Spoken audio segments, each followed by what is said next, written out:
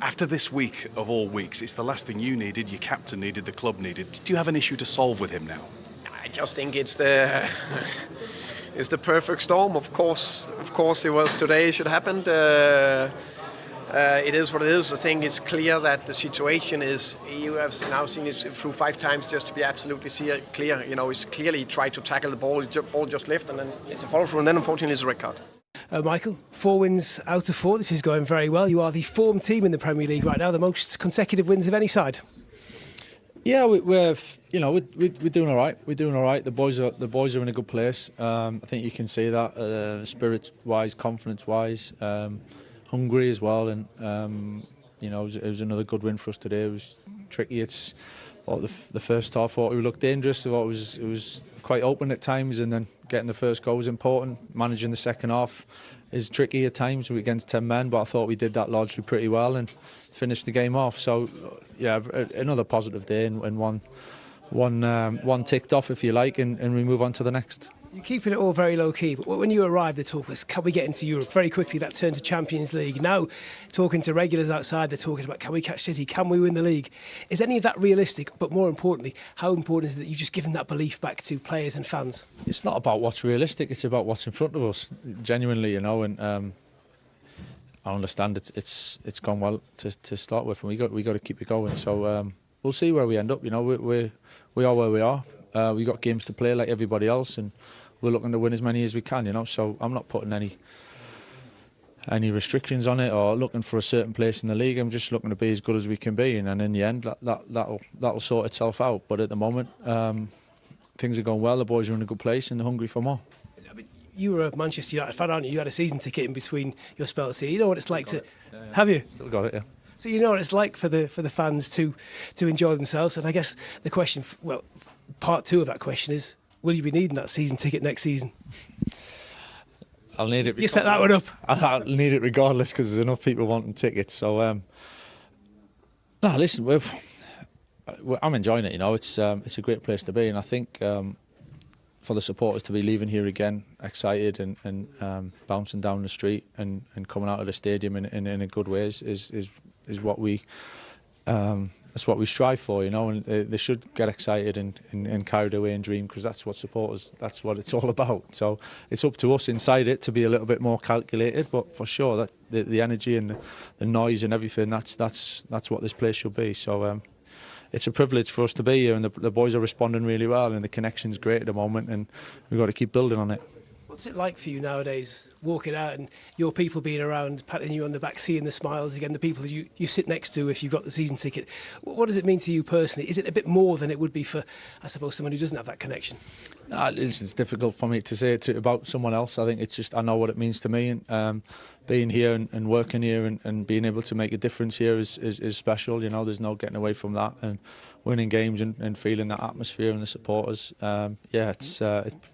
It can be magical, this place at times, so hopefully there's more. Thomas Frank mentions it. Let's talk about the red card before we get on to Manchester United's performance and series of performances. Christian Romero, and we heard Guy mention it there to Thomas Frank, posted after the game last week where he had to come up at half-time ill, that it was disgraceful that Spurs only had 11 fit players to select from. Now they have one fewer for the next 4 matches because he got himself sent off. Correctly, in your opinion? Yeah, absolutely. Michael Oliver gets it absolutely right. You can't tackle like that in today's game. And he's got to show better leadership, and he's said what he said in whatever post he's done on Instagram or whatever it was on. But leaders are the ones who perform for the team and makes other players around them better. And now he's going to be missing for 4 games, and Tottenham just do not need that. But absolutely, it was a red card. Danny? Yeah, Thomas Frank can't be blamed for this today. He's to blame.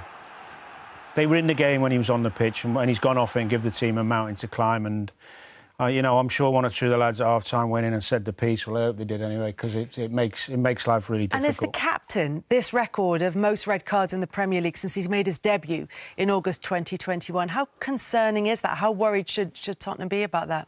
Very concerned. Yeah, well, I mean, you said it. He's going to have 4 games because it's his 2nd red card this season. So, and he could have had 1 or 2 more. Yeah. From Manchester United's point of view, it's another win under Michael Carrick.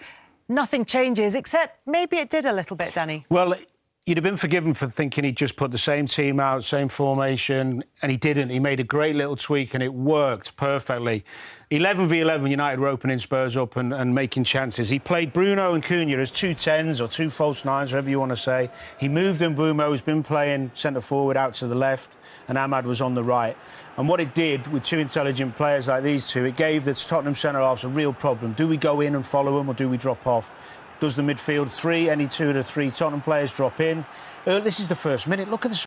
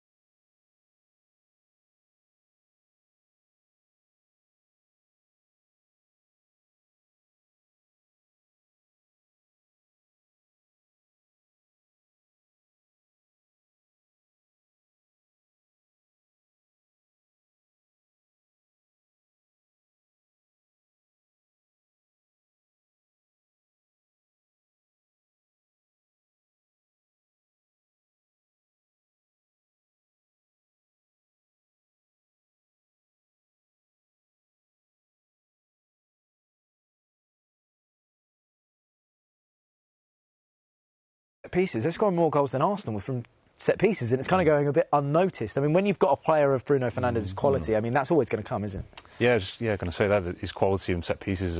You got someone like him in the side is fantastic. And Miss was saying, well, I can't remember what you were saying. No, about anyway. Bruno Fernandes is set plays. The one with the Casemiro. Yeah, it's just a brilliant free kick. Do you know what I mean? One, it's hard to pick up, and 2, it's a cross that you can score from. It's not one of them second phase. Saying about a centre forward though, he's managed to get as many as he has without a centre forward, a typical centre forward. So there's no chance of saying that he can't do that with the next ones.